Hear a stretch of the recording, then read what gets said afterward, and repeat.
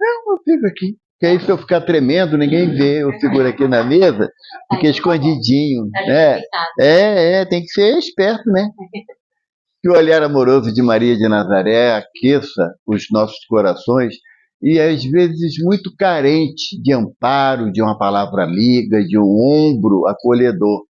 Porque Maria é a nossa esperança. Eu sou assim, eu sou apaixonado por Nossa Senhora, sabe?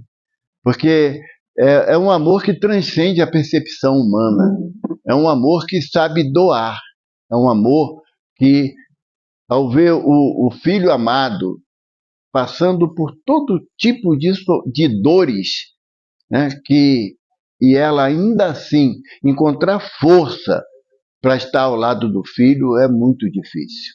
Eu lembro sempre de uma passagem que Humberto de Campos relata para a gente, lá no capítulo 30 do Boa Nova, onde ele relata que Maria chegou à porta da sua casa simples de Nazaré e viu o menino Jesus, então com 4 anos de idade, ele andando no meio da aldeia e algumas crianças, inadvertidamente, tacavam pedras nos passarinhos.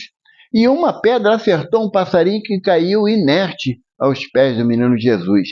Ele foi lá, pegou aquele pássaro na mão, acariciou o pássaro sem movimento, ele fechou os olhos, abriu e o passarinho saiu voando. Aí Maria falou: Senhor, que menino é esse? Que até os pássaros ele cuida com zelo, com amor e com carinho. Então Maria como diz um amigo há muitos anos, ele diz que Maria é um amor incomparável. A gente não tem ainda a possibilidade de entender o amor de Maria por todos nós. E também nessa página de Humberto de Campos, no final do capítulo, né, quando Jesus vai em busca de Maria na casinha em Éfeso, e Jesus fala para ela: Mãe, é da vontade do meu Pai que no meu reino tu sejas a rainha. Então, e é um reinado diferente, é um reinado que doa, que não quer serventia, quer servir. Então, quando a gente vem na casa de Maria, não dá para poder ficar indiferente, né? O amor, a minha casa de origem, União Espírita Beneficente Jesus, Maria e José. Então, o amor a Maria era uma prática constante nessa caminhada minha, na presente jornada. Então, falar de Maria é como a gente querer ficar sentado no colo dela, sabe? No aconchego do seu olhar amoroso. E aí a gente vai, com isso, vai aprendendo a enfrentar as dificuldades da vida através do olhar amoroso de Maria de Nazaré. Ela é permanentemente desejosa de que nos abriguemos no seu colo.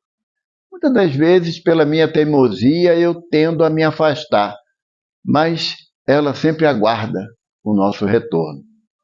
Eu fiquei muito feliz de conhecer a casa, porque, primeiro que eu conheço aqui essa região há mais de... Não vou falar muito tempo, não, só vai perceber, né? Alguns aninhos, né, que eu conheço essa região aqui, o Laboratório Merck, eu tive uma experiência ali por 3 anos ali. Um grande amigo meu morava no final dessa rua. Ele desencarnou em 83, 84, já há bastante tempo. Mas quando eu vi o nome da rua, eu falei: seu Horácio receba o nosso carinho, né? Foi meu chefe no emprego que eu tive. E aí é muito tempo. Aí eu tenho que confessar que é muito tempo. Como diz um dos meus netos, que ele viu uma foto minha, eu tinha uns 25, 26 anos, e eu falei: aqui o vovô, ele é ruim, hein? Com cabelo preto, tu nunca teve? Então aí a gente tem que saber dosar, né, as informações para não ficar tão grave assim o nosso caso. Mas aí quando o Rose começou a falar comigo, e eu tinha uma certa dificuldade de horário, né, porque espírito devedor tem que trabalhar muito, sabe? Porque senão a coisa não fica fácil, não. Trabalhando muito, tem muita dívida para deixar para outras oportunidades, eu não estava tendo a oportunidade de vir aqui em outra data. E hoje era estudo da mediunidade, né? Falei, então vamos juntar o útil ao agradável. Né? Se a casa se propõe a estudar a mediunidade, por que não levar um tema que está no Evangelho segundo o Espiritismo, que trata de mediunidade gratuita? E aí a gente fica até com o coração um pouco mais aliviado, porque na casa espírita nada é cobrado, graças a Deus, não é? Mas também nada é de graça para a casa espírita. Se a gente não colaborar, vai ficar ruim de manter um ambiente iluminado, né? As coisinhas tudo limpinha. Então eu lembro sempre, eu repito muito isso, de Antônio Mileco. Antônio Mileco, um espírita, desde a juventude, já desencarnado, ele reencarnou cego. E ele foi um dos grandes difusores da necessidade de livros em braille, para também os cegos terem acesso às informações. E ele começou estudando no Instituto Benjamin Constant, lá na URCA, e depois ele se tornou funcionário, que era professor, se tornou funcionário do Instituto e foi o grande incentivador de livros da codificação em braille. Hoje tem várias obras em braille, as obras todas de Chico, de Divaldo já são produzidas em braille, mas isso na década de 60, 70 era muito raro. E o Mileco falava isso em muitas palestras dele. Tudo na casa espírita é de graça, mas nada é de graça para a casa espírita. Então, se puder comprar um livrinho, comprar uma roupinha lá no bazar, um lanchinho na cantina, não precisa nem comer aqui não, leva para casa, que aí tem mais gente para ser beneficiada, né? Então, é sempre uma forma de colaborar. Além do que, se tirar o jacaré do bolso, pode até pintar uma colaboraçãozinha para casa, é sempre bem-vindo, eu posso pedir à vontade, porque eu não sou membro efetivo da casa, né? Então não vai dizer que eu estou puxando a brasa para a minha sardinha, porque eu não estou, mas que é necessário é. E na questão da mediunidade gratuita, que é uma máxima da doutrina, no sentido de que, sendo a mediunidade um dom oferecido pelo Pai Celestial, tão qual é também a visão, a audição, a fala, o tato, o paladar, tudo isso são dons que Deus nos oferece para que nós possamos saber utilizar bem. E a mediunidade não é diferente. Eu posso até querer fechar o olho para não ver os irmãos espirituais que estão aqui, mas eles não deixarão de existir pelo fato de eu fechar o olho. Pelo contrário, quem tem medo de ver espírito, não fecha o olho não, que vê com mais nitidez. Sabe? Porque a visão espiritual é da alma, não é do corpo. Se fosse só do corpo, os cegos não veriam os espíritos. Se vocês tiverem algum amigo que passa pela experiência da cegueira, eles vão falar para você que eles veem vultos. E sabem que não são vultos físicos. Por quê? Porque a mediunidade é o instrumento que nos favorece o intercâmbio entre esses dois planos. Eu acho interessante que às vezes tem espíritas que falam assim, eu não sou médium. É lógico, não estudou Kardec. Se estudar Kardec, vai ver que não pode fazer essa afirmação, porque Kardec nos afirma que todos que sintam de qualquer forma a presença no aspecto espiritual são médiuns. E essa, de qualquer forma, é o quê? O sonho. Puxa, essa noite eu sonhei com a titia, que já morreu tantos anos. Então, se você entrou em contato com alguém que já retornou ao plano espiritual, se você interagiu com essa pessoa, então você exerceu uma atividade mediúnica. Tem pessoas que quando chegam falam assim, olha, eu fui abraçar a Rosemary e me deu um trimelique, me arrepiei toda. É culpa da Rose, isso é fato. Não tenho dúvida quanto a isso. Mas por quê? Porque você entrou na área energética dela através desse carinho. Você percebeu isso? Então isso é mediunidade. Sabe? Não tem como você querer afirmar que você não é médium porque você não dá tremelique. Sabe o que é tremelique? Epa! Você não fez isso, então não é médium. Não, isso aí é uma exteriorização que não é imperioso ter. Pode acontecer? Pode, mas não é regra geral. Ah, não, eu estou vendo um espírito ali perto daquela estante, graças a Deus, é uma casa espírita, né? Vai ter o quê? Elefante? Entende? Não, tem um jacaré ali, aí está errado, aí eu vou ficar assustado. Então, a possibilidade da interação com o mundo espiritual, ela acontece e não foi Kardec que inventou isso, não. O livro mais antigo que nós temos no Ocidente é a Bíblia, não é? É o livro mais antigo. Ele começou a ser escrito por volta de 1800, não, 1300 antes de Jesus. 1800 é Moisés. Né? Moisés não escreveu uma vírgula. Tudo foram os relatos passados pela via oral. É igual a gente. Às vezes a gente conversando com alguém mais novo do nosso grupo familiar, a gente fala de coisas que ouviu da mamãe, da vovó, do papai, e é a tradição oral, transmissão pela tradição oral. Então a Bíblia é o relato mais antigo que a sociedade moderna tem de fatos antigos, e a Bíblia está cheia de fenômenos mediúnicos. Então não foi a doutrina espírita que trouxe a mediunidade, que criou ou inventou a mediunidade, ou muito menos os espíritos, que seria absurdo, porque a gente vê na história, por exemplo, na história chinesa, que é bem interior à história ocidental, a história chinesa data de 11 mil anos atrás. E já tem relatos nas anotações de Mao Tse-tung, relatos de interação com seres extrafísicos, como é a afirmação que está nas anotações de Krishna e de outros grandes avatares chineses. Então, nós não estamos tratando de algo que, por incrível que pareça, é corriqueiro para a gente.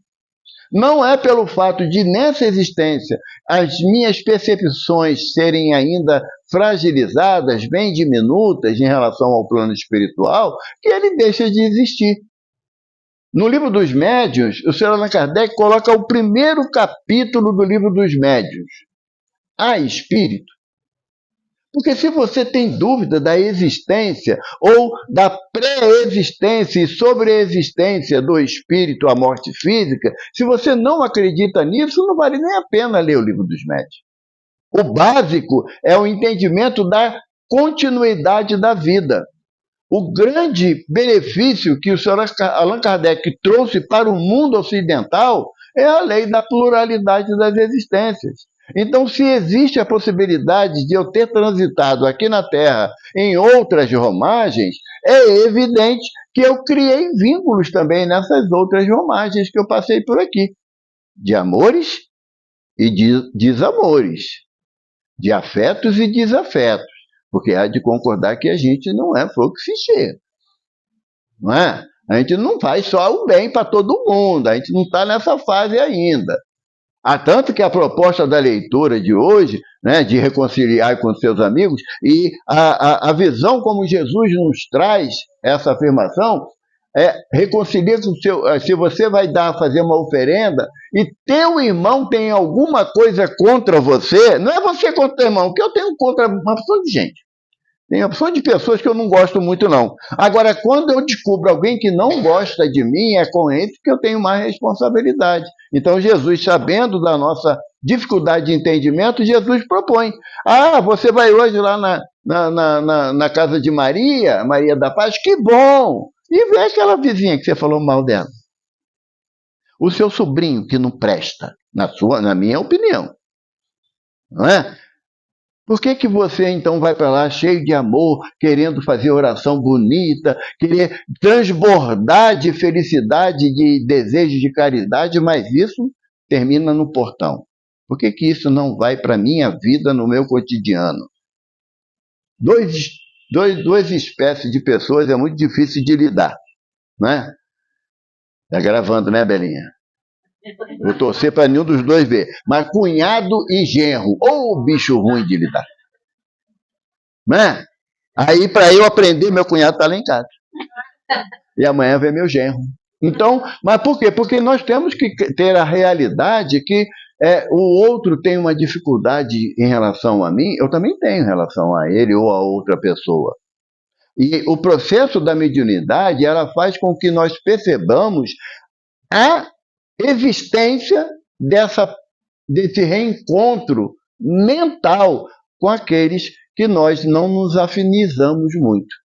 E aí, para querer justificar a minha condição de boa pessoa, eu falo que são obsessores, não é o termo utilizado? Eu logo taxo logo o outro. Aquele que não gosta de mim, ele é um obsessor que quer me prejudicar. A minha casa, Centro Espírita Casa do Caminho, Chico Xavier, fica aqui na freguesia, ali na Edgar Werneck. Lá, por orientação espiritual, a gente não usa mais o termo obsessor. Não. Nós fomos orientados a nos direcionar aos irmãos como os amigos incompreendidos. Sabe por quê? Porque o processo obsessivo ele não acontece do nada. De repente, fulano ficou obsediado. Não há essa possibilidade. A pergunta 551 do Livro dos Espíritos. Kardec questiona os benfeitores. Pode um homem mau, se unindo a um espírito mau, fazer mal a alguém? A resposta, não. Deus não permite. E a gente não vê o processo de perseguição espiritual. Por que ele existe? Primeiro, se existe o processo de perseguição espiritual, o perseguido é o quê? Médium. Senão não teria como o espírito atuar sobre ele. E se ele é perseguido por um espírito, o que isso representa? Que ele também tem culpa no cartório. Ele não é um docinho de coco como todo mundo pensa. Ele tem os erros, os descaminhos dele, desvirtuando os caminhos dele do bem, e por isso ele entra na sintonia daqueles que desejam o mal para ele. Porque também Kardec pergunta aos espíritos se o homem pode almejar ser feliz aqui na Terra, e os espíritos dizem que não. Não. A Terra, já dizia, está lá em Deuteronômio, a felicidade não é daqui. Não é daqui. Nós não temos a possibilidade de ter a felicidade. Por quê? Porque o conceito de felicidade nosso está... Até que hora? Vocês vão trabalhar amanhã? Não, né? A gente pode ir mais tarde, né? Não tem nada para fazer, sou aposentado. Então, mas esse conceito de felicidade está atrelado à satisfação dos meus desejos. Para eu me sentir feliz, eu quero que minhas filhas encontrem maridos excepcionalmente bons para ela, mesmo que elas não sejam para ele, aí é problema deles. Mas o meu conceito de felicidade estabelece o quê? Os meus netos não podem ter nenhum tipo de dificuldade. O tempo tem que estar sempre harmonioso para eles. Então, todo o nosso conceito de felicidade já está atrelado ao interesse pessoal. E quando os espíritos dizem a Kardec que nós não podemos ser felizes aqui na Terra, porque eles dizem o quê? Que o homem só é feliz quando cumpre a lei de Deus na sua totalidade. Dela se afastando da lei de Deus, o homem é infeliz e na sua infelicidade pratica o mal. Qualquer semelhança comigo não é mera coincidência. Então, o nosso conceito de que tenho alguém me perseguindo só é possível em função de eu estar na mesma faixa de negativa do que aquele que deseja me prejudicar. Então, logo, a terminologia obsessor dá uma ideia de que é um espírito mau que atinge o pobre coitado do Evaldo, que é gente boa pra caramba, no que não é verdade. Se eu estiver trilhando os meus pensamentos e os meus desejos na prática do bem, nenhum espírito vai conseguir me prejudicar, porque são faixas diferentes. São faixas diferentes. Por exemplo, nós não gostaríamos de ter uma oportunidade de estar frente a frente com um Chico Xavier, um Divaldo Pereira Franco, em espírito. Quando eles estavam na matéria, era mais fácil, era só ir na Bahia ou lá em Uberaba, mas eles em espírito, a gente não gostaria? Pô, o mentor da minha casa, a pessoa está assim, tete a tete com o Chico, ia ser a maravilha. Ele pode até vir até a mim. Agora, as vibrações são bem díspares.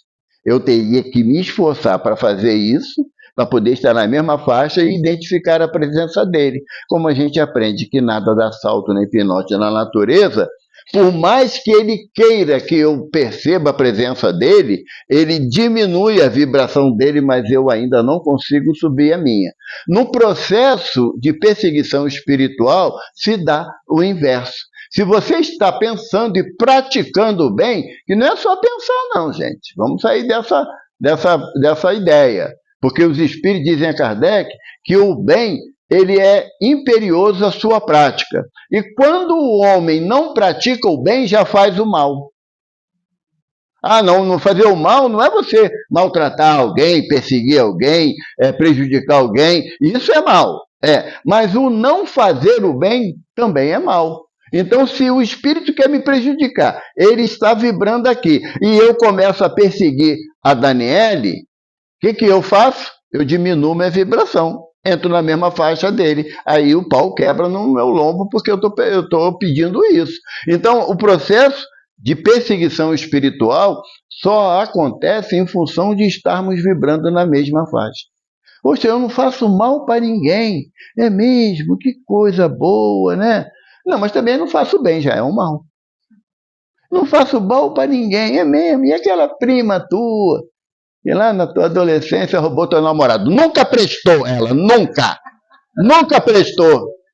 Entrou onde? Na faixa de quem? De Chico ou de Evaldo? Entende?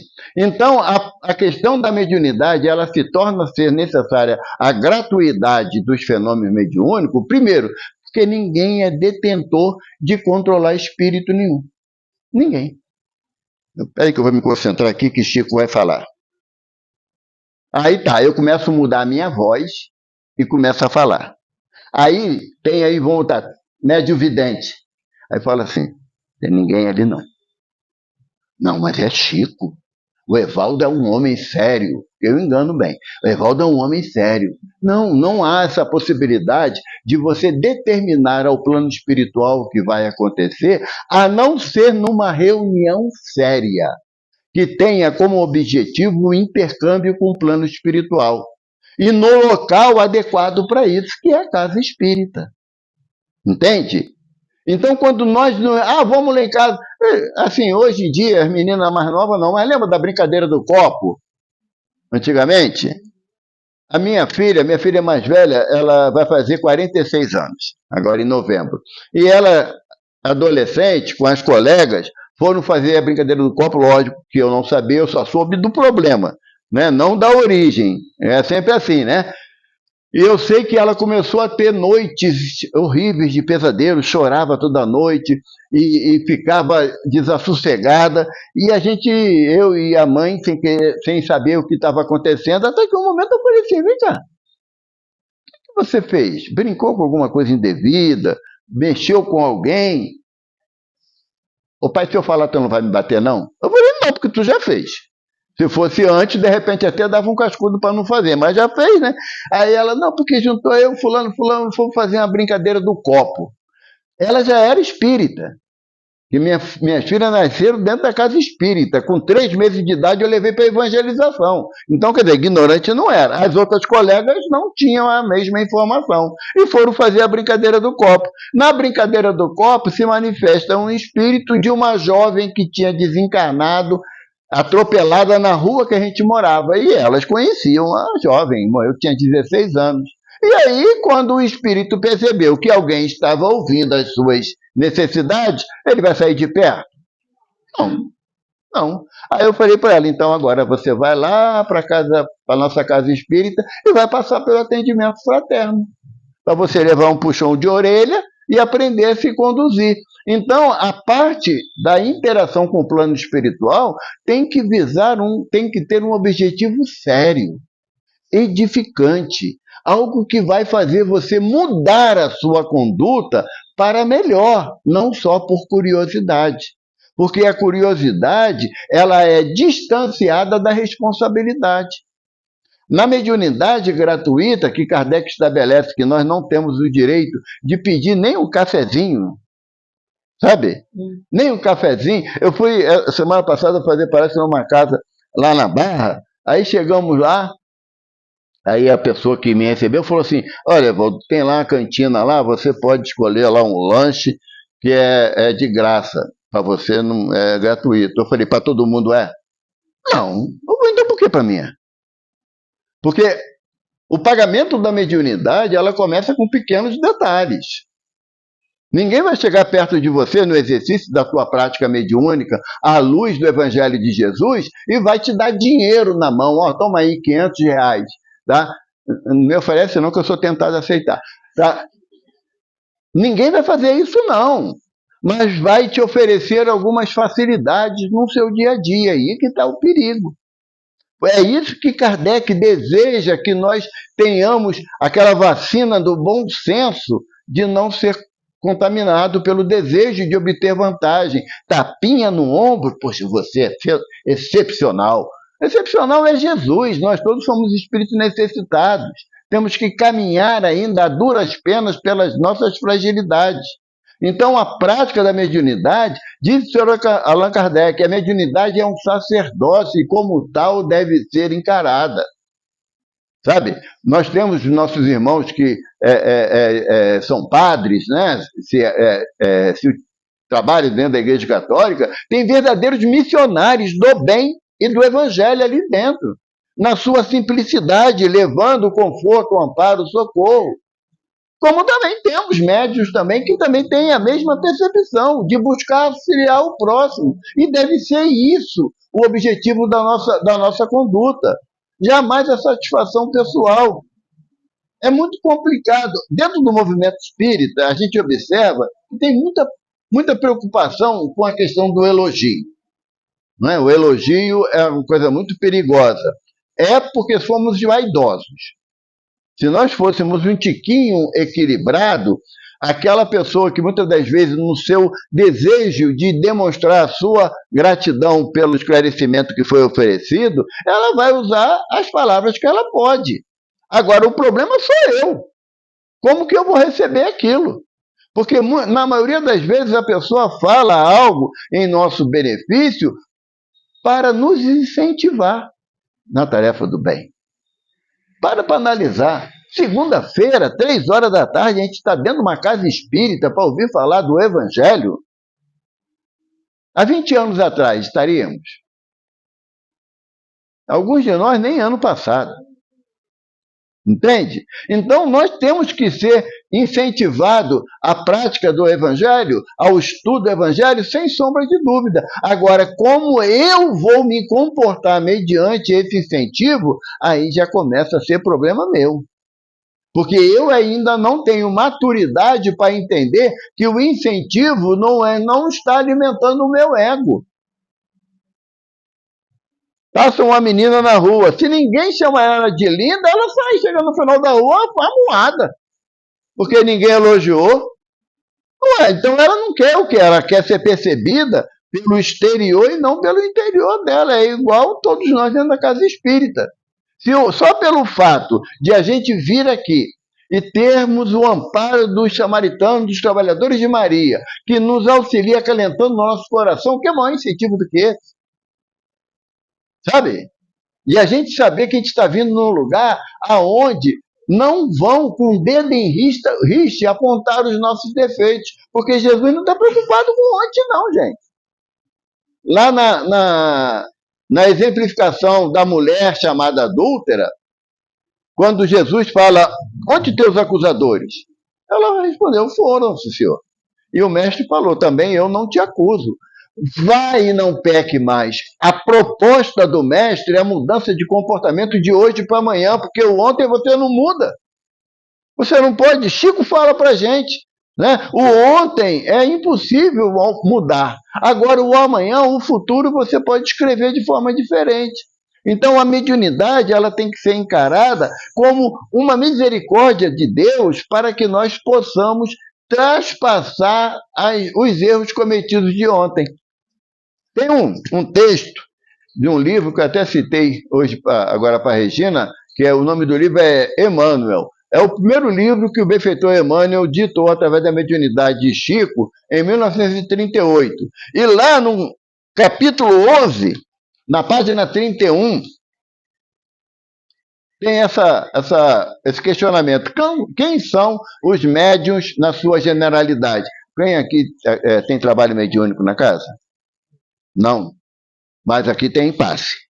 Então, quem dá passe é médium. E quem recebe também é médium. Né? Aí, pergunta ao Emmanuel, quem são os médiuns na sua generalidade? Estão preparados? Vai ter um monte de elogio aqui. Os médiuns, em sua generalidade, não são missionários na acepção comum do termo.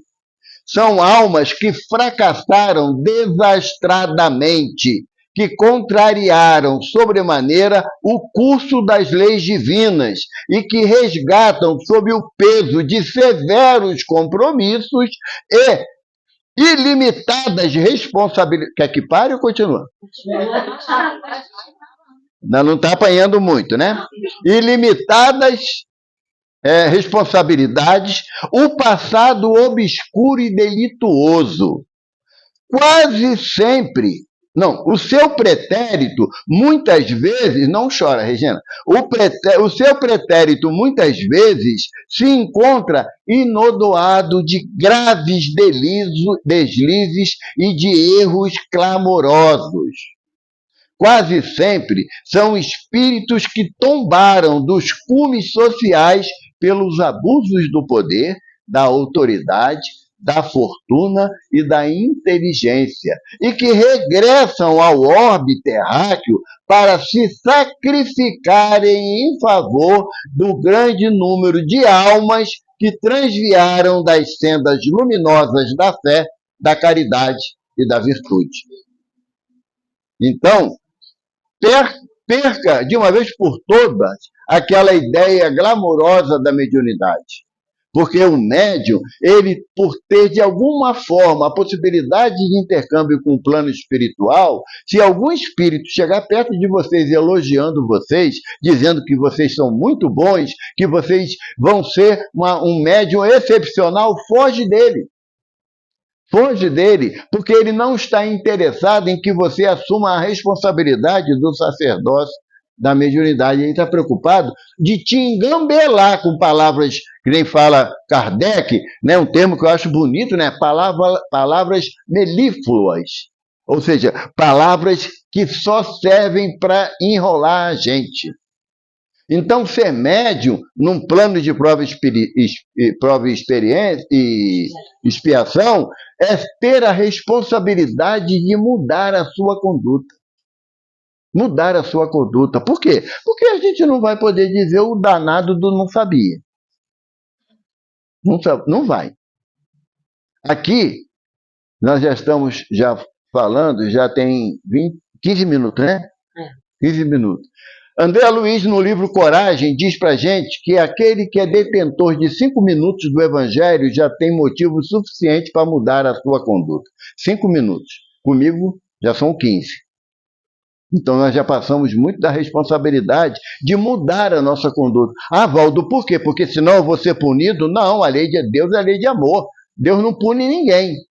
Não tem a ideia de punição, de castigo. O senhor Allan Kardec fala que nós, por sermos espíritos faltosos, transformamos o entendimento da corrigenda em punição. Quando o nosso filho, nosso neto, comete atitudes extravagantes de erro, a gente não coloca ele de castigo para que ele entenda que as atitudes são indevidas. Ele vai entender que você está corrigindo ou está punindo. Somos crianças? Nem essa história de como crianças espirituais cascata. Pula essa página, porque não somos, não. Nós somos crianças no aspecto da aplicação da moralidade do Evangelho na nossa jornada. Porque somos crianças teimosas, birrentas, sabe? Que ainda queremos convencer que quem chora mais alto ganha mais prêmio. Ainda estamos nessa fase. A questão da mediunidade, ela está associada a uma associação íntima de responsabilidade. O médium que dá passe, ele tem um grau de informações que ele deve buscar, porque não existe a possibilidade do médium não estudar. Primeiro mandamento do Espírito de Verdade, lá no capítulo 6 do Evangelho Segundo o Espiritismo. Espíritas, amai-vos. Já é complicado pra caramba a gente amar filho, que tem hora quem tem vontade de devolver ele para o Pai Celestial, né? Agora, como é que eu vou amar a todos, ao próximo, como Jesus me pede? Amai-vos uns aos outros como eu vos amei. Por que Jesus fala, coloca o verbo no passado, que eu vos amei? Por quê? Porque os ensinamentos já estão lá grafados. Eu não faço porque eu não quero. Não é porque Jesus está longe de mim, não é porque eu não compreendo as palavras de Jesus, não, eu não quero compreender. Eu não quero compreender. No livro A Caminho da Luz, de Emmanuel, Emmanuel faz um progresso do desenvolvimento da inteligência humana na Terra e antes da Terra também, porque nós sabemos que se temos pluralidade das existências, nós somos espíritos que retornamos ao corpo físico infinitas vezes. E o nosso compromisso com o Evangelho, Jesus nos apresenta o Evangelho quando? Aproximadamente em termos de tempo. 2000 anos, quando ele esteve aqui. Muito mais. Nosso compromisso com o Evangelho de Jesus remonta ao menos a 4,6 bilhões de anos. Porque Emmanuel diz o seguinte: o desenvolvimento intelectual que nós alcançamos aqui na Terra não justificaria se nós começássemos a nossa trajetória como espíritos aqui na Terra. A nossa trajetória como espíritos é anterior à Terra. Porque o Homo sapiens sapiens, começa a desenvolver-se aqui na Terra há 200 mil anos. É logo ali, porque estamos falando de 4,6 bilhões de anos. 200 mil anos é ontem, em tratados do mundo espiritual. E se nós já sabemos, a criança, quando chega com 10 para 12 meses, já não está de pezinha querendo andar? Se fosse a primeira encarnação, não conseguiria. Entende? Porque ainda não dominava o corpo a ponto de ficar ereto. Então, se a criança que não tenha nenhuma dificuldade orgânica, ela já consegue se estabelecer para o início dos passos, ou então para desenvolver a fala, denota que esse espírito já vem de trajetórias anteriores repetidas vezes. Tem um trabalho na internet que eu não encontrei assim outras informações, nem uma fonte séria de estudos, mas trata de uma criança lá na China, um bebê de 4 meses. Os pais escutaram um barulho, foram lá no quarto da criança, a criança estava em pé, tem a foto, tá? A criança estava em pé no berço, olhou para o pai e falou assim: eu lembrei que eu sei falar. O pai desmaiou, claro, né, do susto, e o garoto desceu do berço, 4 meses, desceu do berço e foi conversar com a mãe aquela receita que a avó dele ensinou para ela. Ah, Valdo, isso é mentira, é verdade? Não sei, mas é possível. Diante do que a doutrina nos propõe, é possível. Por quê? Porque o nosso desenvolvimento intelectual ele já tem muitos milhares de séculos sendo encaminhado. E com isso, o processo da mediunidade. Todo médium, ele ostensivo, aquele médium ostensivo, né, que consegue ver os espíritos, o espírito fala, ele escreve a mensagem ou transmite pela forma oral. Todo médium ostensivo, ele está caminhando para que ele vá tornando a sua existência muito mais produtiva em prol do próximo, não em prol de si próprio, em prol do próximo. Você imaginou? Você está na casa espírita, ajudando inúmeras pessoas, chega um irmão com um Rolex, o relógio, um dos mais caros, né? E dá o Rolex para você. Pô, você me ajudou para caramba, toma um Rolex. Aí você já começa a pensar, não, vou lá na Taquara, dá para vender um bom dinheiro os troços, né? Tem uma relojoaria fina lá, vai dar. Chico botou o relógio no bolso, chegou Dona Mariazinha. Oi, Chico, você me deu essa receita aqui para eu tomar o chá, que é de hora em hora. Como é que eu vou ver a hora se eu não tenho relógio? O Chico, ele não tinha. Aqui, ó, doutor Bezerra mandou entregar para você, deu o Rolex para a senhora que era lavadeira. Por quê? Porque o Chico sabia que todas as produções literárias que saíram das suas mãos não eram dele, era da espiritualidade, e ele não tinha direito de ser beneficiado disso. A cama do Chico, o quarto do Chico, só cabia a cama e um guarda-roupa de 2 portas. Arnaldo Rocha, que foi um companheiro, marido de Meimei, um companheiro de muitos anos do Chico, ele dizia que ele se sentia a Bolinha, que era a cachorrinha do Chico, porque quando ele ia dormir lá em Pedro Leopoldo, ele forrava um cobertor no chão do lado da cama do Chico. Ele ficava rezando para o Chico não levantar de madrugada para não pisar na cabeça dele. O Chico, ele se habituou a viver na humildade. E um dia perguntaram para o Chico, isso aí é uma coisa que incomoda muitos de nós médios. Chico, como é que a gente pode entender a questão do necessário e supérfluo? Isso é complicado pra caramba, né? Necessário e supérfluo. Aí o Chico, daquele jeito bem mineirês, falou: ah, meu filho, nosso Senhor Jesus Cristo nos ensina que o seu evangelho é o pão da alma.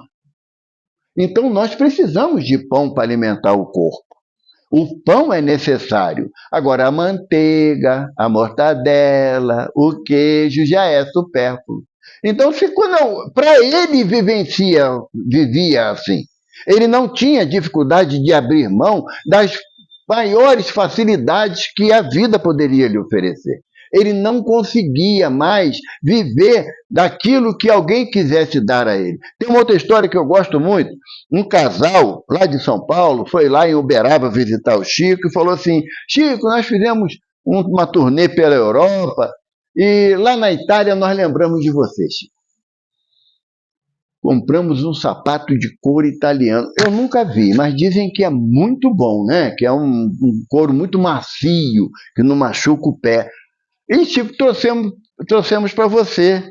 Aí o Chico, não precisava não, meu filho. O Chico não usava meia, ele usava sapato sem meia, porque ele falava que a meia esquentava muito o pé dele, incomodava, então ele não usava.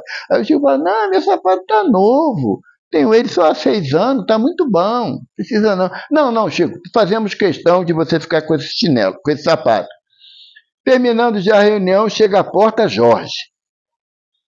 Jorge, o negritinho, cabelo carapinha, um paletó xadrez, que era o único que ele tinha, que só tinha um botão, mas quando ele entrava dentro do grupo da prece, ele abotoava o único botão do paletó, os pés descalços, aquele pé largo, né, quem anda muito tempo descalço, o pé vai deformando, e o Jorge vem, e o Chico olha: Jorge, chegou, Jorge vai mancando, aí: cheguei, ô Chico. Jorge, está mancando por quê? Está com dor de pé? Ele: não, senhor Chico, é que eu lido lá na plantação, é um graveto danado de graveto. Eu não sei, senhor Chico, quem botou aquele graveto lá.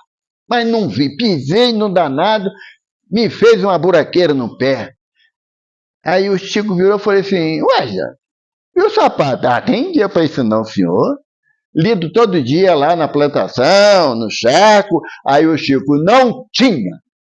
Pegou o sapato italiano, deu para Jorge. Aí o Jorge: eu não sei se vai dar no seu pé. Ele: ô Chico, vai dar sim, senhor. O pé vai entrar nesse trem aí que eu não sei nem como. E o casal que deu o sapato ficou: Chico, Chico, é cor italiana. O Jorge não sabe o que é isso, meu filho. Para ele é sapato. Aí o Jorge botou o sapato no pé, falou assim: e o Chico, é para ir para a missa? Aí o Chico falou assim: não, Jorge, para ir para a plantação. Aí: o senhor é bom demais da conta, seu Chico. Então, quando você consegue viver nesse desprendimento, a mediunidade gratuita não tem peso nenhum. Sabe?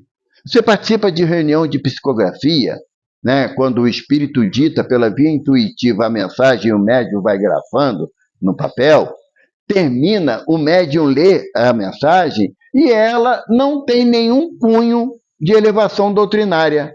Aí o dirigente fala o quê? É uma mensagem que será dedicada ao auxílio para os espíritos que estão necessitados de amparo. A minha, não. Não, a tua é do espírito a mensagem. Quem é o dono da mensagem? É quem escreve ou quem ditou a mensagem? Então, a gente se fragiliza, sabe, em determinados detalhes da possibilidade do intercâmbio mediúnico e quer chamar para nós o mérito quando é indevido. É indevido. O Chico tinha uma frase que ele sempre usou e a gente acaba aplicando também na nossa vida. Você, no trabalho da mediunidade, entende que o telefone toca de lá para cá. Você pode... Lembra na época, antes do celular, né? A gente lembra, né? Alguém falava assim, eu vou te ligar amanhã. Você ficava sentado na frente. Quando não era no orelhão, né? E telefone em casa era coisa de luxo, né? Ia por orelhão para poder esperar a ligação do bendito lá que ia ligar. É assim a mediunidade. Não basta você querer ser médium. Eu quero receber mensagem da espiritualidade. Qual a finalidade? Primeiro que tudo tem que ter uma objetividade. Qual a finalidade que você deseja aplicar os conhecimentos que a doutrina oferece no intercâmbio mediúnico? Qual a finalidade? Tem que ser sincero, porque a gente engana um ao outro, a espiritualidade não. Não, eu quero ajudar os meus irmãos sofredores.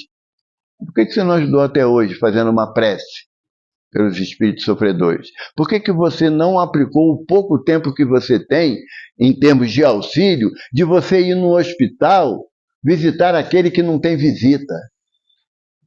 Sabe? Aquele que está na delegacia esperando para ser transferido para o presídio, que a sociedade faz questão de esquecer dele. Por que você não vai lá fazer uma visita? A proposta é de Jesus, não é nossa. Tive fome, me deste de comer. Sede, me deste de beber. Nu, me vestistes. Doente, foste me visitar. Preso, foste me ver. Isso é mediunidade. Isso é mediunidade. Você quer ter uma tarefa mediúnica de relevância? Vai lá em Bangu, lá no complexo de Jericinó, onde ficam os presídios, e uma fila interminável de mães que vão visitar os filhos que estão presos, e ela sabe que o filho está lá porque mereceu estar. Mas todo mundo olha para as mães que estão lá em Jericinó, olha com desprezo. Sabe? A mediunidade vai muito além de fechar o olhinho, dar tremelique no corpo e ficar falando com voz esquisita. Muito mais do que isso. Isso aí é fenomenologia. O que Kardec nos propõe é a análise da possibilidade do conhecimento do intercâmbio para que eu seja uma pessoa melhor. Se eu tenho atividade mediúnica na casa que eu estou matriculado, ou se eu tenho a possibilidade do estudo sobre a mediunidade na casa que eu estou matriculado, é que a espiritualidade está investindo em mim para que eu seja útil à sociedade que eu estou inserido. Não é escolher. Vou dar passe. Não gosto dele. Vou dar passe nela. Como assim? Como assim? E vem fulano me dá passe. Logo fulano. Ah, meu Deus do céu. Que eu seja isolado e os bons espíritos me... Como assim? Sabe? É forte. É forte. Peraí. Agora foi bom. Agora me sacudiu todo. Sabe? A nossa dificuldade está no aspecto da distância do entendimento do conhecimento, do estudo da doutrina. Porque, lembrei, o Espírito de Verdade fala, amai-vos, o segundo mandamento, instruí-vos. A instrução que o Espírito de Verdade propõe para nós é a aplicação dos conhecimentos adquiridos. Eu tenho o direito de chamar alguém que tem a dificuldade da dependência química. Eu tenho direito de chamar de cracudo? Fosse meu filho, como é que eu gostaria que tratassem ele?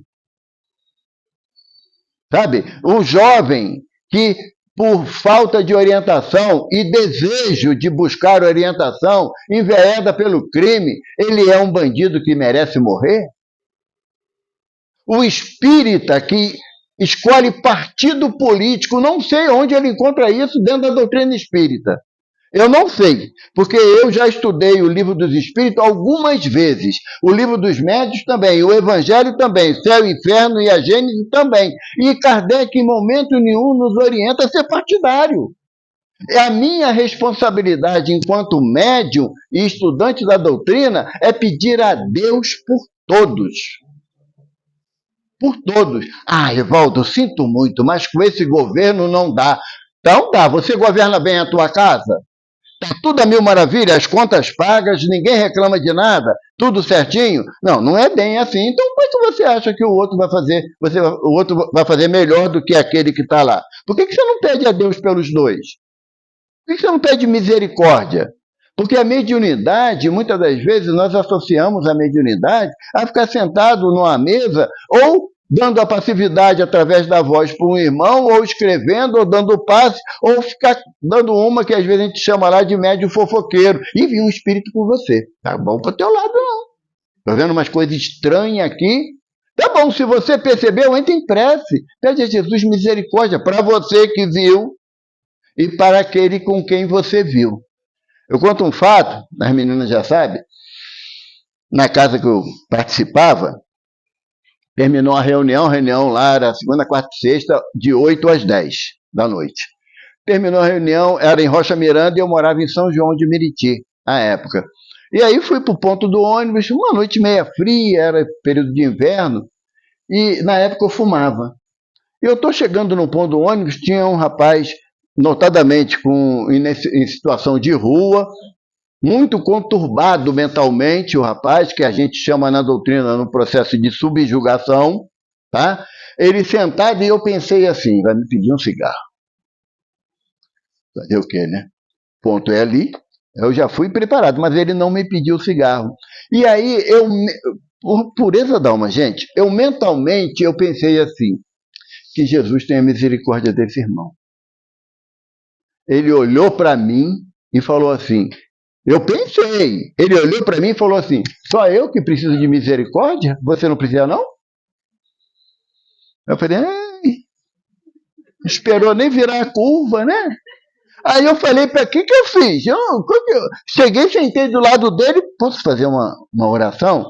Ele, pode, assim, para não me dar confiança. Fiz uma prece pedindo misericórdia para mim, principalmente se sobrar um pouquinho para ele, porque quem precisava mais era eu. Um irmão numa situação de subjugação. Mas ele é médium. Ele vai captar os pensamentos. Sabe? Então, quando você olha na rua, eu acho interessante que às vezes a pessoa vem dois ou três jovens no sentido contrário, já bate um pânico. Entende?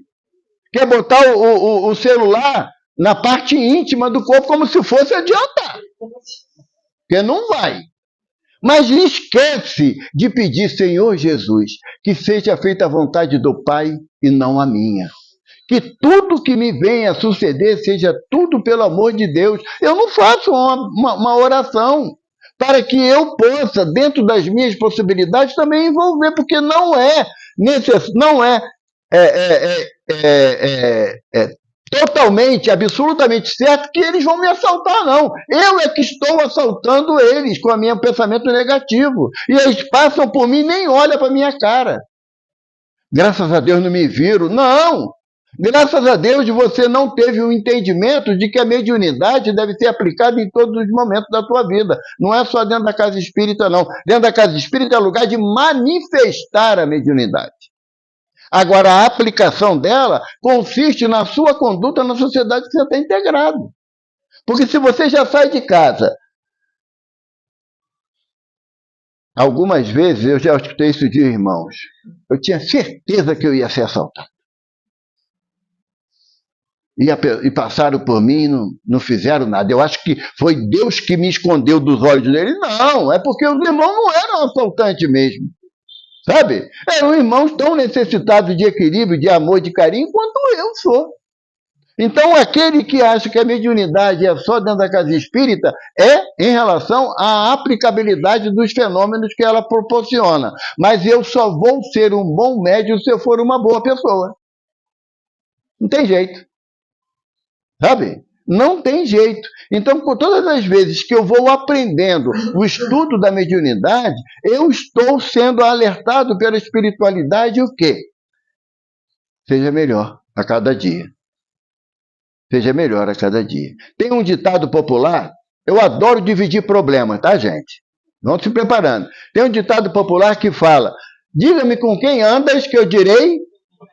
Doutor Bezerra mudou. Doutor Bezerra tem mania de mudar as coisas, né?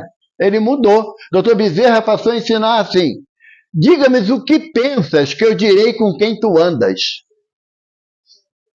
Porque o teu pensamento é que vai determinar as companhias que você tem. Se você já sai de casa pensando no assalto, na violência, quem que você acha que vai vir para perto de você? São Francisco de Assis? Vai vir o quê? Aqueles espíritos que estimulam o medo, estimulam o desequilíbrio, que faz com que você veja bicho onde só tem flores. Então, a mediunidade ela está muito mais intrínseca na vida da gente do que aquela perspectiva de casa espírita, de centro espírita. Entende? Ela está muito além disso. A mediunidade é uma oportunidade. Lembra que eu falei no início que a mediunidade é igual à visão, à audição, não é? Porque é. Você sai no meio da rua, faz o teste. Faz o teste. Terminar aqui a reunião, antes de sair, faz a prece pessoal e fala assim: que os meus olhos sejam luz como Jesus nos pede. Porque Jesus fala que se teus olhos são bons, todo o teu corpo é luz. Então pede a bondade do olhar de Jesus para você. E você vai sair na rua e você vai ver a beleza da árvore, a beleza do inseto que está lá passeando, sabe? Você vai começar a discernir no ambiente que você está relacionado as belezas que Deus te proporciona na natureza. Não tem só bandido não, gente, pelo amor de Deus. Tem irmãos que ainda, distanciados do entendimento do amor de Deus para cada um de nós, opta pela prática do mal. A mulher chamada adúltera. Onde estão teus acusadores? A gente tem autoridade moral para acusar alguém de alguma coisa? Eu posso nessa existência, graças a Deus eu digo, eu posso nessa existência, nunca peguei em arma para assaltar ninguém, nunca ludibriei a boa-fé de ninguém, graças a Deus, nessa existência. Nessa existência. Eu fazendo uma conta, não tem que fazer, fica inventando ideia, né? Mas eu sou desses. Eu estava fazendo uma conta no paralelo de que o Homo sapiens sapiens surgiu na Terra aproximadamente 200 mil anos atrás. Aí eu fiz uma contagem. Belinha, você que é boa de matemática, me ajuda. Eu fiz uma contagem. 200 mil anos. Vamos dizer que a existência física, naquela época, a mortalidade era bem mais jovem, né? Aí vamos botar 50 anos em cada existência. E 10 anos no plano espiritual antes da próxima existência. Então, em torno de 60 anos. Se eu dividir 200 mil anos por 60, dá uma faixa de 3 mil encarnações. Aproximadamente, não é? Mais ou menos isso, Belinha? Está raciocinando, não sabe fazer duas coisas assim. Jovem é assim, né? Adolescente que é melhor. Adolescente é melhor. Você está pensando em quê? Nada. Não é? O hindu lá, o faqui lá na Índia, passa 90 anos tentando esvaziar o pensamento. O adolescente consegue em uma hora. Rapidinho assim. Aí ela assim também. Aí dá uma calculando mais ou menos, aí 3 mil. Não fez a conta, não? É isso mesmo? Teu pai tá aprendendo. 3 mil existências. 3 mil existências. Nessa existência, eu tenho consciência que a minha jornada foi um pouquinho melhor. E as 2.999 anteriores? Então eu posso acusar alguém de ser criminoso? A situação é tão séria, Rose. Chico foi visitar um presídio lá em Sorocaba. E o delegado da cidade era espírita, o prefeito era espírita, o diretor do presídio não era espírita. Mas aí, como o Chico disse que gostaria de visitar, lá foi Chico lá para o presídio. Chegou lá no presídio, era um presídio de segurança máxima, aí o diretor falou assim: olha, Chico, você quer falar com eles? Eu falei assim, eu queria ler o evangelho, né, para eles, fazer um comentário. Aí o diretor falou assim, tudo bem, você fica aqui dessa grade, eu vou botar eles no pátio. Aí o Chico falou, não, para ficar no pátio, eles lá no pátio, eu aqui fora da grade, não tem sentido eu vir aqui. Ele falou, Chico, você não está entendendo, são presos de alta periculosidade. Ele falou, meu filho, eu também sou perigoso. Cuidado comigo. Aí o cara que ninguém levou o Chico a sério. Aí o Chico virou e falou assim, olha, certa vez eu perguntei a Emmanuel qual a definição de criminoso? E Emmanuel respondeu: somos todos nós quando descobertos. Porque nós temos crimes que não almejamos a possibilidade de contar nem para aquela pessoa que a gente confia profundamente. E os crimes, eles são por atos, pensamentos e palavras. Não esqueça disso. Então, quando Emmanuel fala para Chico que nós, os criminosos, somos nós quando somos descobertos, aí o Chico falou: aqui, doutor, todos nós somos criminosos. A diferença é que ainda não nos descobriram. Aí o diretor abriu a grade, Chico foi para o meio do pátio, ficou 4 horas falando do Evangelho segundo o Espiritismo com os presos. Então, isso é mediunidade, sabe? Não é encastelar a tua possibilidade de intercâmbio com o plano espiritual para um grupo reduzido. A gente vai voltar ao que fazia lá no Egito. Só os iniciados tinham acesso.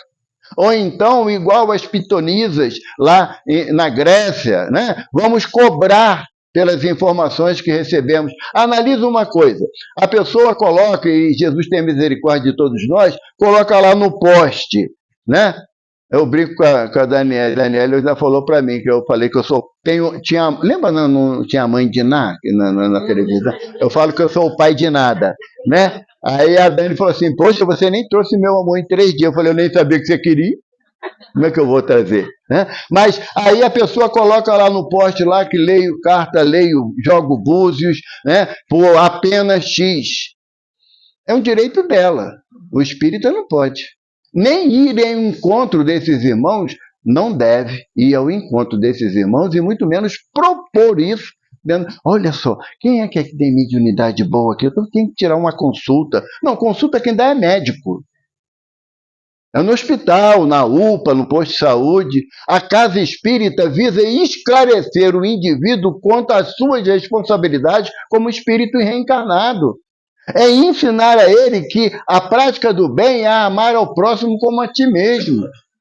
Então, a mediunidade, ela se aplica na execução daquilo que Jesus chama de empatia. Sabe qual é a empatia que Jesus propõe para a gente? Não faça o ter semelhante àquilo que não gostaria que lhe fosse feito. Se você sabe que você não gostaria de ser enganado nos momentos mais difíceis da tua caminhada, por que você vai propor enganar alguém para poder ser chamado de bambambam da história?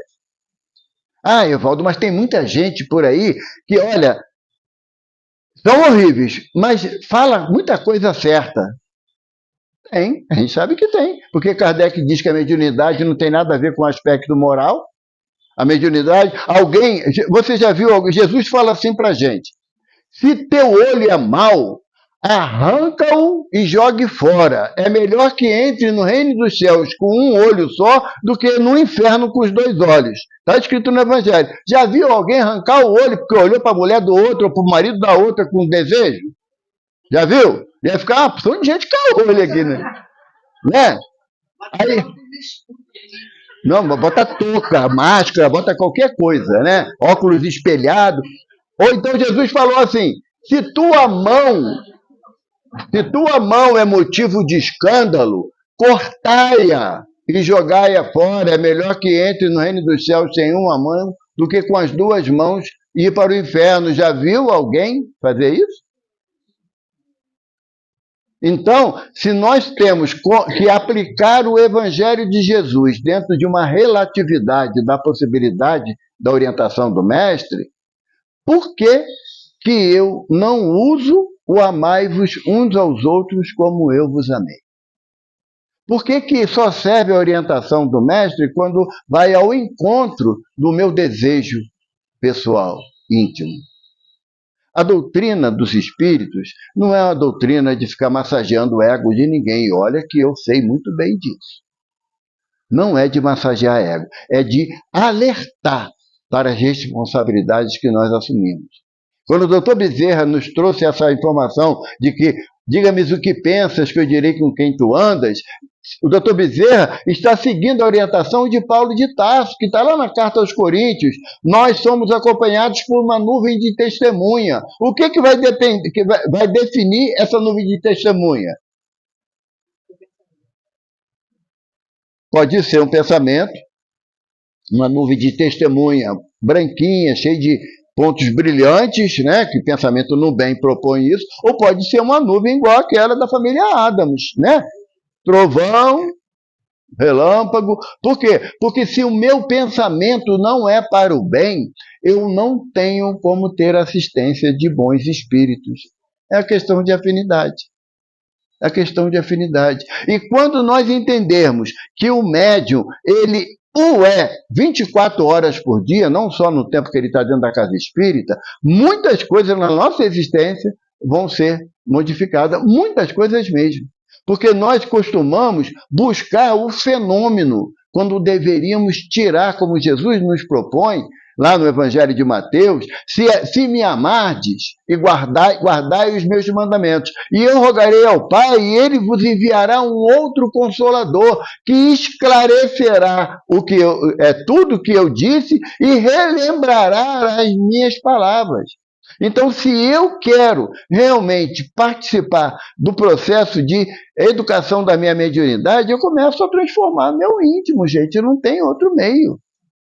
Eu tenho que começar a controlar o meu ímpeto. Ah, não! Comigo é assim, bateu, levou. Ou síndrome da Gabriela, né? Nasci assim, cresci assim, vou morrer assim, vai voltar para o umbral assim. Você não muda? Não muda. Tem um filósofo que disse que o ser humano é o único ser que repete as mesmas ações querendo resultado diferente.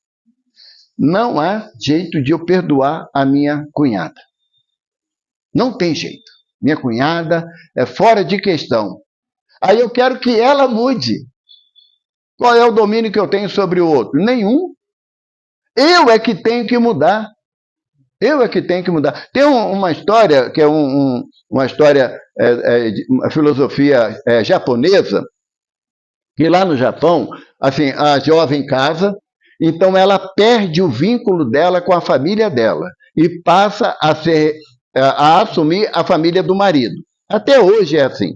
Então, a jovem casa, o marido, se permitir, ela pode ir ver sua mãe, seu pai, seus irmãos. Se ele não permitir, ela não tem mais contato com ele. E ela passa a servir a mãe e o pai do marido. A ideia é essa. Até hoje é assim. Em alguns países também de língua árabe é assim também. Aí, a jovem casou e a sogra era sogra. Nada de errado com ela só era sogra. Né? Eu falo para minha sogra, eu falo para ela que ela é minha sogra-mãe. Né? Mas tem hora que ela lembra que ela é só sogra. Aí Deus nos acuda. Né? Ela não vai ver, não é palestra, não, espero. Se minha mulher ver, também vai dar ruim, né? Mas aí a sogra começou a ditar as regras da casa para a nora. Determinadas coisas ela não podia, outras coisas ela devia fazer. A nora foi lá procurar um homem sábio daquela vila e chegou lá e falou assim: eu quero um veneno para matar minha sogra.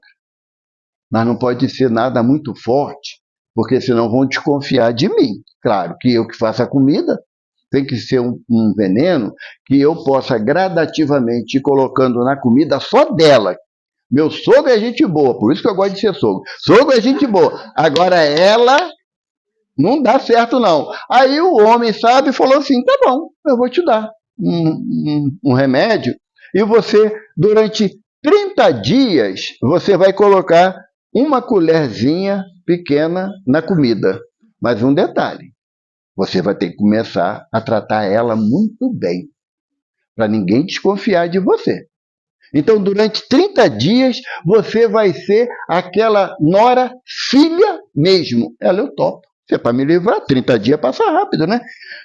Durante 30 dias, tudo que a sogra... Quando a sogra pensava em pedir alguma coisa, ela já estava lá reagindo, fazendo, não sei o quê. E a sogra caiu doente. E ela falou assim: poxa, Agora que a gente estava se entendendo, acho que o veneno está fazendo efeito, né? Aí eu vou lá, voltou lá no sábio e falou assim, eu não quero mais que ela morra, não. Ela não era tão ruim como eu pensava. Eu apenas não queria ouvi-la. Ela é uma boa pessoa. Poxa, não tem um antídoto, eu não quero que ela morra. Aí o sábio falou assim, o pozinho que eu te dei não daria mal nenhum para ela. Mas você tinha que se dar o direito de conhecer melhor ela. Mediunidade é assim, sabe? Quanto mais você conhece a mediunidade, mais vai se apaixonando pela possibilidade desse intercâmbio. Porque tenha certeza, os espíritos não falam o que a gente gosta de ouvir.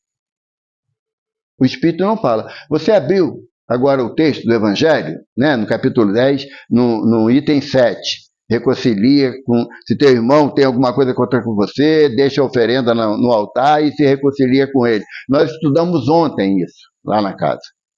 E a forma como foi encadeado o estudo foi contra o que eu pensava. Contra o que eu pensava. E aí, qual é o jeito? Eu já sei qual é o certo.